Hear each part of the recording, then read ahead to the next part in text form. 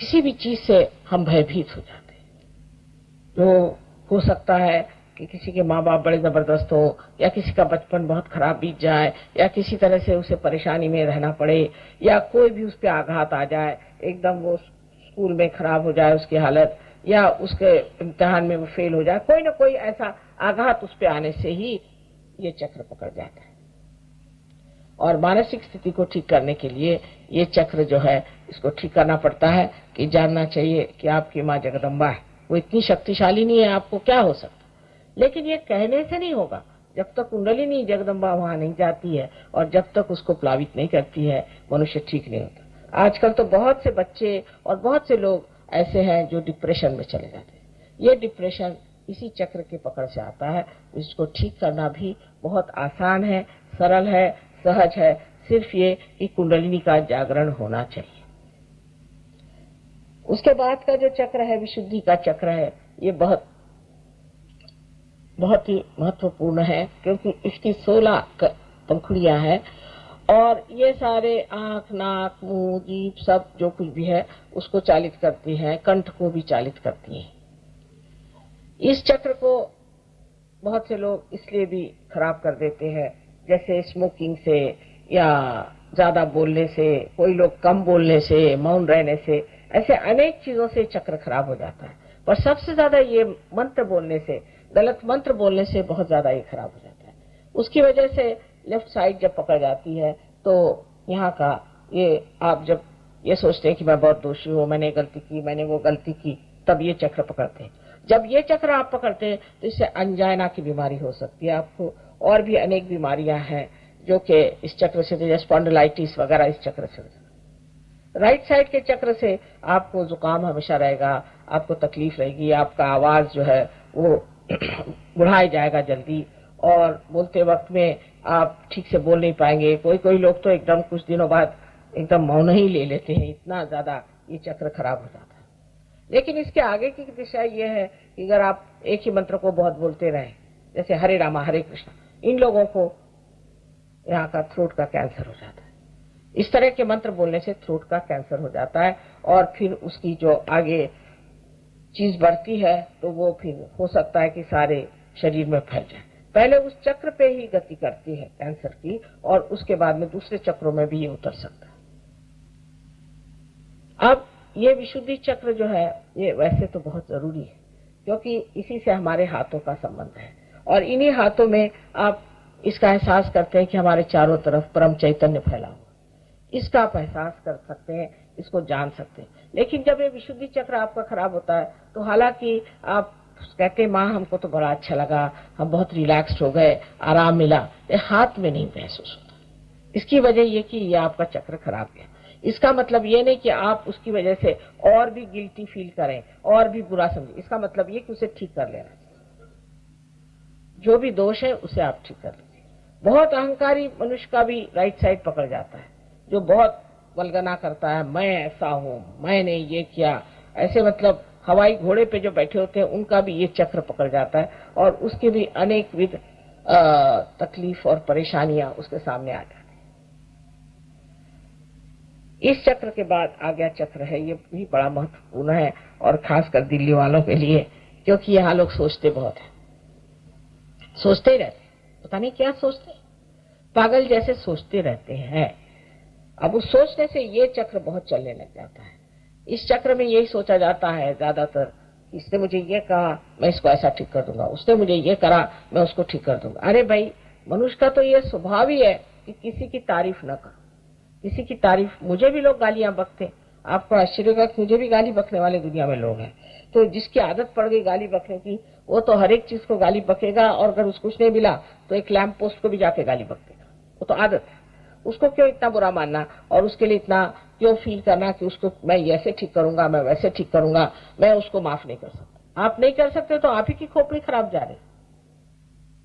तो ये जो चक्र है ये बहुत महत्वपूर्ण है, क्योंकि जब ये जागृत हो जाता है तो हमारे अंदर बसा हुआ ईगो और सुपर ईगो, इस तरह की जो दो चीजें हैं, माने मन और अहंकार, ये दोनों ही चीजें अंदर से एकदम खिंच आती, जिससे कि आपके कर्म जिसे कहते हैं, आपके कुसंस्कार सब खिंच आने से, और ये ब्रह्मरंध्र जो है खुल जाता है।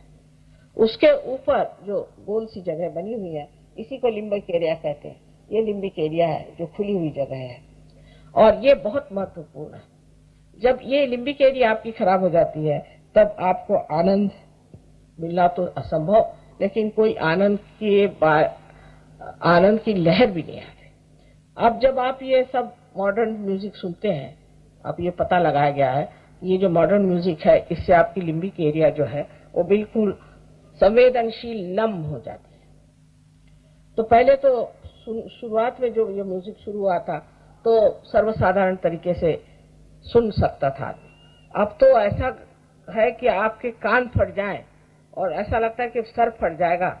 इस तरह का जबरदस्त म्यूजिक जब तक नहीं होगा, तब तक समझ में नहीं आ सकता। और पहले जमाने का जो क्लासिकल इनका म्यूजिक था, वो तो अब लोग सुनते ही नहीं, क्योंकि उनकी समझ में नहीं आता है, उससे कोई संवेदन नहीं होता। और अपना जो क्लासिकल म्यूजिक है, जो कि बहुत ही संवेदनशील है, उसके लिए तो संवेदना ही नहीं रही, तो उनको क्या समझ में आए। फिर इसके बाद में आप ड्रग्स लें, शराब लें, या कोई इस तरह की नशीली चीजें लें। ड्रग्स से तो ये जो चीज है एकदम ही नम हो जाती है, उसमें कोई भी चीज महसूस ही नहीं हो सकती। तो धीरे धीरे ऐसे लोग, ड्रग वालों को तो चाहिए कि उनके ऊपर चिल्लाए, और एक तरह का पागलपन आ जाता है। अब आप लोग अंग्रेजों को बहुत ऊंचे आदमी समझते हैं, लेकिन हमारा तो अनुभव और ही है कि जैसे कैम्ब्रिज के पढ़े हुए बड़े भारी कोई साहब है, और ड्रग वग ले करके तैयार बिल्कुल हमारे लिए। तो उनसे पूछा, भाई आपका क्या नाम? आपने पूछा मेरा क्या नाम? हाँ, मैंने पूछा आपका क्या नाम? आपने क्या पूछा कि मेरा क्या नाम है? मैंने कहा, जी जनाब, आपका नाम क्या है? अच्छा, तो मेरा नाम क्या है? अब सोच रहे हैं, उनको अपना नाम भी याद नहीं। मैंने कहा, माफ करिए, फिर से कैम्ब्रिज में चले गए। पर उसके बाद जागृति के आने के बाद सारा उनका जो एजुकेशन है वापस आ जाता है, और वो आदमी बढ़िया हो जाता है। ये ड्रग लेने से मनुष्य कितना महामूर्ख हो जाता है, ये अगर देखना आपको हो तो आप कभी इंग्लैंड आइए, तो मैं आपको दिखाऊं, और यहाँ 2-4 लाख कर दिखाने से लोगों को पता हो जाएगा कि मनुष्य कितना महामूर्ख हो जाता है। फिर आपके बच्चे जो ये लेते हैं, उनकी मृत्यु भी बड़ी जल्दी हो जाती है। जैसे कोकेन लेने से मनुष्य आधी जिंदगी जीता है और आधी जिंदगी तड़पता है, और उसके बाद वो खत्म ही हो जाता है। इसलिए ड्रग बुरी चीज है। लेकिन ड्रग को तो इतना बुरा कहते हैं, पर शराब को नहीं कहते, क्योंकि इतने सालों से वहां शराब चल पड़ी है। हर गांव में जाइए तो जो पब होएगा, सबसे बढ़िया जो घर होगा पब होएगा, और उसमें किसी राजा का या रानी का नाम होगा। अपने यहाँ कोई राजा रानी का नाम रखे तो लोग उस पर डेफेमेशन केस कर दे। पर इस तरह की वहां पे चीज चल पड़ी थी, उसकी वजह से शराब और ड्रग्स से इन देशों का सर्वनाश हुआ जा रहा। और फिर अपनी स्वतंत्रता में इन्होंने कोई भी बंधन न रखने से इनका ऐसा ही सर्वनाश हो जा रहा है। अब आपको उस रास्ते पे जाना है या परमात्मा के रास्ते पे जाना है, या आप समझ लीजिए, पहले सोच लीजिए कि ये लोग कहाँ जा रहे हैं और हमें कहाँ जाना है। ये अगर गड्ढे में गिर रहे हैं तो आपको भी गड्ढे में गिरना है तो गिर जाइए।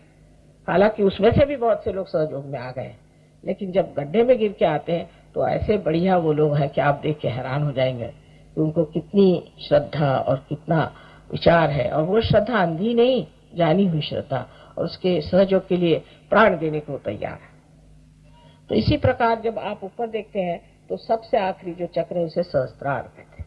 ये सहस्त्रार हमारे लिम्बिक एरिया के चारों तरफ जो हमारी नसें हैं, 1000 वो नसें, जिस वक्त कुंडलिनी अंदर जाकर के उसको प्रज्वलित करती है, तो अंदर ये नसें ऐसी दिखाई देती हैं जैसे कि कोई प्रज्वलित बहुत सुंदर शांत ऐसी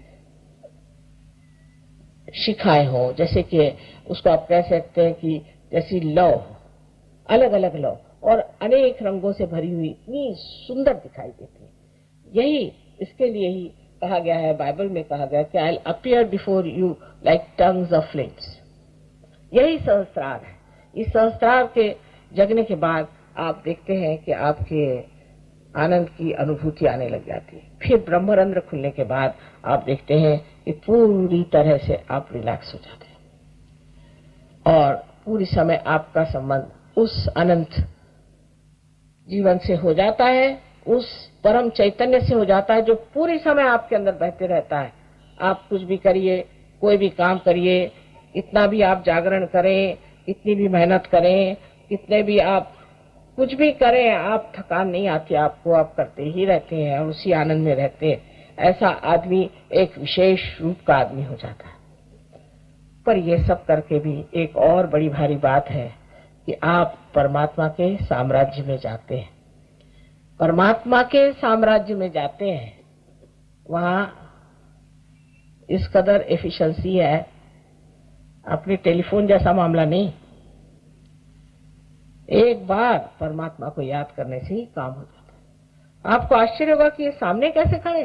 अरे भाई, मैं तो सोच रहा था इनको कहां से ढूंढ के लाऊं, ये तो सामने खड़े। कोई चीज आपको चाहिए, वो सामने आके खड़ी हो जाए। ऐसे प्रश्न जो है छूटते ही जाते हैं, छूटते ही जाते हैं, और आपको लगता है कि क्या मैं तो कुछ कर ही नहीं रहा हूं। हमारे यहाँ ऐसे भी बच्चे आए हैं कि जो क्लास में बिल्कुल फेल होते थे और उनके माँ बाप लेके आए, आज वो फर्स्ट आ रहे हैं, उनको स्कॉलरशिप मिल रही है। जो कोई आपको स्कॉलरशिप वाला मिलेगा, अधिकतर वो सहयोगी होगा। सारे इम्तिहानों में फर्स्ट आ रहे हैं। भाई हुआ कैसे, पता नहीं। अभी एक लड़का 25 साल में चार्टर्ड अकाउंटेंट हो गया। मैंने कहा कैसे अकल है, सहयोग? तो हुआ कैसे तुम? भाई 25 साल में तो कोई होता ही नहीं। वो कहने पता नहीं माँ, मैं कैसे हो गया मुझे पता ही नहीं, मैं हो गया चार्टर्ड अकाउंटेंट। इस प्रकार इसके इतने डायमेंशंस है, इतने आयाम है, इतने आशीर्वाद है कि उस आशीर्वाद को पहली मर्तबा आप जानते हैं कि ये आशीर्वाद है। हर तरह के प्रश्न आपके जो है वो डूब जाते हैं कहीं, और आप अपने मस्ती में रहते हैं, आनंद में रहते हैं। आशा है आज भी आप सब लोग इसे प्राप्त करेंगे और उसे पूरी तरह से जोड़ लेंगे। आप अगर चाहें तो 2-4 प्रश्न पूछें, लेकिन बेकार के प्रश्न पूछने से समय बर्बाद करना है। हमारे तो व्यवस्थापक कहते हैं माँ प्रश्न पूछने को कहो ही नहीं, क्योंकि सब लोग ऐसे बेकार जो होते हैं वही प्रश्न करते हैं और उनको कुछ मालूमात ही नहीं होता। तो कोई ऐसा प्रश्न हो जो आपको पूछना हो तो पूछ ले, और नहीं तो आपने आज कोई भी प्रश्न मुझे लिख करके दिया नहीं। मैंने कहा था कि आप मुझे लिख करके प्रश्न दे तो मैं वो जवाब दे दूंगी, तो आज कोई भी प्रश्न दिया, इसका मतलब आपको कोई प्रश्न है ही नहीं। पर अगर हो तो पूछ लीजिए, एक आध प्रश्न पूछ लीजिए।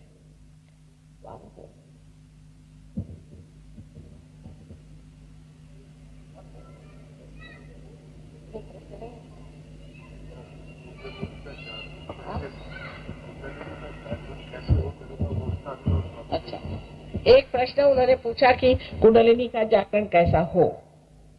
वही तो करना है मुझे। आप इस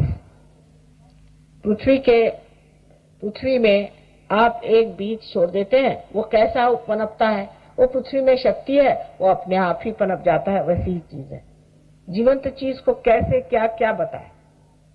एक बीज से वृक्ष कैसे होता है, फिर उससे फूल कैसे आते हैं, और फिर वो फल कैसे हो जाता है, क्या आप बता सकते हैं? इसी प्रकार आपके अंदर सब बनी हुई चीज है, वो सिर्फ घटित होती है।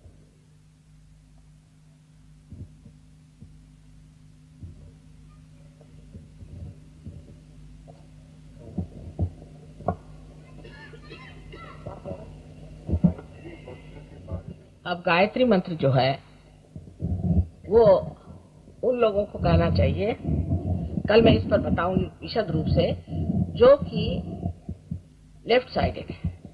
माने जो बिंधे हैं, जो डरते हमेशा, जिनसे कुछ काम नहीं होता, जो हमेशा दूसरों से भयभीत रहते हैं, ऐसे लोगों को गायत्री मंत्र कहना चाहिए। पर जो पहले ही घोड़े पर सवार हैं, ऐसे लोगों को गायत्री मंत्र नहीं कहना चाहिए, क्योंकि ये राइट साइडेड मंत्र है। इससे आपकी और राइट साइड बटाएगी। अगर कोई आदमी राइट साइडेड है, माने हमेशा फ्यूचर की बात करता है, प्लान करता है, ये करता है, वो करता है, और ऊपर से गायत्री मंत्र भी गए, तो हार्ट अटैक आ सकता है। क्योंकि गायत्री मंत्र वैसे भी रियलाइजेशन से पहले तो कोई मंत्र कहना ही नहीं चाहिए, पहली बात। और रियलाइजेशन के बाद भी आपको देखना चाहिए, तारतम्य उसका होना चाहिए कि कौन सी आपकी साइड है, आप लेफ्ट साइडेड है या राइट साइडेड है। लेकिन गायत्री मंत्र में जो बात कही गई है उसका कुंडलिनी से क्या संबंध है वो मैं अभी बता दूं आपको। हालांकि ये लेफ्ट राइट साइड की सारी शक्ति है, क्योंकि ये मटीरियल यानी जो जड़ वस्तु है, और उससे भी आकाश तत्व आदि अनेक तत्वों से संबंधित है। अब हमारे शरीर में जो यहाँ पर आप देख सकते हैं कि जो कुंडलिनी है और जो पहला चक्र है, जिसे कि हम मूलाधार कहते हैं, मूलाधार चक्र और दूसरा मूलाधार। पहले चक्र है और फिर मूलाधार। मूलाधार माने जिसमें मूल रखा हुआ है, वो है सेक्रम। ये दोनों पृथ्वी तत्व से बना है। तो भू से शुरुआत हुई, फिर उसके बाद में भूर्व। स्वादिष्ठान चक्र जो है अंतरिक्ष में फिरता है, इसलिए भूर्व से ये उसके इसेंसेस है। भूर्व स्वाहा। स्वाहा माने इसेंस है नाभि चक्र का, जहां पर के सब चीज जो है वो डाइजेस्ट हो जाती है, सब कंज्यूम हो जाती है। ये नाभि चक्र भूर्व स्वाहा। अब यहाँ पर जब आता है तो मन, यशोदा मन, यहाँ मन है। मन माने अभी आपको जैसे मैंने बताया कि ये मन का चक्र है, कि मनुष्य का मन जो है वो इससे प्रज्वलित होता है। अगर कोई मनुष्य मिंधा हो, उसकी हालत खराब हो, तो उसके अंदर ताकत आ जाती है, उसके अंदर प्रोत्साहन आ जाता है, मन। फिर ये जन, क्योंकि ये कलेक्टिव का जन, इससे हम जन को देते हैं, हाथ से हम देते हैं, हाथ मिलाते हैं, नमस्कार करते हैं। जो भी हमारा संपर्क शारीरिक होता है वो इस चक्र से होता है। हम बोलते हैं, भाषण करते हैं, किसी से वार्तालाप करते हैं, इस चक्र से होता है, इसलिए ये जन। और फिर ये तप है। आज्ञा चक्र जो है ईसा मसीह का है, उससे तप किया था, वो तपस्विता हमारे अंदर है, वो तप है, ये तप है। और फिर सत्य आपको सहस्त्रार पे मिलता है। इस प्रकार 7 चक्रों का जो इसेंसेस है वही आपको गायत्री मंत्र में है। लेकिन उसके कहने से आपको पहले जानना चाहिए कि आप कौन सा मंत्र को किस वजह से इस्तेमाल कर रहे हैं। इस सब चीजों को समझ लेना चाहिए। उसको आप सहयोग में कोई मंत्र वगैरह कहने की भी जरूरत नहीं होता, क्योंकि कुंडलिनी खड़ाक से ऊपर चली जाती। पर ये जो बताया गया, जब लोग जानते नहीं थे तो मंत्र उच्चार करके लोगों को वो ट्रांस में डाल देते थे, उनको भुलावे में डाल देते थे, और उनको एक तरह से कुछ क्या कहना चाहिए कि अभिभूत कर लेते थे। जैसे एक साहब है, उनसे हमने पूछा, भाई तुम्हें कौन सा मंत्र दिया गया? तो कह ले उन्होंने तो कहा हमारे गुरुजी ने बताना नहीं। कितने रुपए दिए? कह ले 300 पाउंड्स दिए एक मंत्र के। कौन सा मंत्र दिया भाई? नहीं, वो बताने का नहीं, बड़ी मुश्किल से बताया। तो एक साहब बताते हैं इंगा, एक बताता है पिंगा, और तीसरा बताता है ठिंगा। और कोई हिंदुस्तानी को बताए तो वो समझ जाए। अब आप राम का मंत्र दिया, राम का मंत्र दिया सो राइट हार्ट है। राम का मंत्र दे दिया आपको, किस लिए दिया? आपको क्या अस्थमा की बीमारी है जिसलिए दिया? किस लिए आपको मंत्र दिया है? ये नहीं, ऐसे ही उन्होंने राम दिया, मैं राम राम करता हूँ, हो गई बीमारी अस्थमा की, क्योंकि आप राम राम कर रहे हो। राम चंद्र जी के आपके नौकर है, अवतरण है वो। उनका नाम लेते वक्त जरा गर्दन झुका करके भी नाम ले लिया, हो जाता है, अगर आप पार है तो। अगर आप पार नहीं तो आपको कोई अधिकार ही नहीं, आपको साम्राज्य में नहीं। समझ लीजिए आप इंग्लैंड के रहने वाले नहीं है और आप वहां की क्वीन को जाके कहे कि साहब देखो मुझे राशन नहीं मिलता इंडिया में, तो कहेगी भैया मुझसे क्या कह रहे हो, तुम जाके अपनी गवर्नमेंट से कहो। ऐसी बात है कि जब आप उसके गवर्नमेंट में नहीं आए भगवान के, तो आप उससे मांग क्या रहे हैं? आप पहले उसके गवर्नमेंट में तो आओ, उसके आप नागरिक बनो, उसके सिटीजन बनो, फिर आप जो चाहे सो। इतना तर्क शुद्ध लॉजिकल, इतना लॉजिकल है सारा कुछ, और इतना साइंटिफिक है, इतना साइंटिफिक है कि डॉक्टर लोग भी हैरान होते हैं। अभी ये हमारे यहाँ पे 3 डॉक्टर लोग एमडी कर रहे हैं, एक ने तो कर लिया सहयोग लेकर। इतनी आश्चर्यजनक चीज है, लेकिन हम लोगों को कुछ मालूम नहीं, इसलिए लोग तंत्र लगाते हैं, मंत्र लगाते हैं, दुनिया भर की चीजें करते हैं और उसका इतना रुपया पैसा लेते हैं। हमें ये मंत्र दिया। अरे मंत्र देने के लिए गुरु काहे को चाहिए? कोई गधा भी दे सकता है। जब आपको पता ही नहीं कि क्या मंत्र देना चाहिए, आप क्यों मंत्र दे रहे हैं? जैसे कि जब तक आपकी मोटर ही नहीं शुरू हुई और आप अभी वहीं खड़े हुए हैं और आप ये बोल रहे हैं कि जहाँ बीच में जहाँ रुकावट आने वाली है उसी का आप इंतजाम कर रहे हैं, तो लोग कहेंगे भाई वहां जाओ तो सही, जहाँ रुकावट नहीं वहीं खड़े हो, गोल गोल घूम रहे हो, फायदा क्या? तो हर चीज एक बड़ी शास्त्रीय है, और ये सबसे बड़ी बात, ये हमारा धरोहर है, ये हमारा हेरिटेज है, हिंदुस्तानी लोगों का ये हेरिटेज है, ये भारतीय संस्कृति का देन है हमारे पास। इसको हम नहीं प्राप्त करेंगे तो कौन करेगा? आप इन लोगों को देखिए जो विदेश से आ रहे हैं, ऐसा गाते हैं कि आप हैरान हो जाइएगा। जो मराठी भाषा कितनी कठिन भाषा है, उस भाषा में वो लोग गाने गाते हैं, ऐसे गाने कि आप हैरान हो जाएगा कि इन्होंने कैसे गा। जिनको हमारे स्वर नहीं मालूम, जिनको गणपति का ग नहीं मालूम, सर्व धर्मों का सार सहयोग में आपको मिलेगा और सर्व धर्म कितने सत्य हैं वो भी आपको मालूम।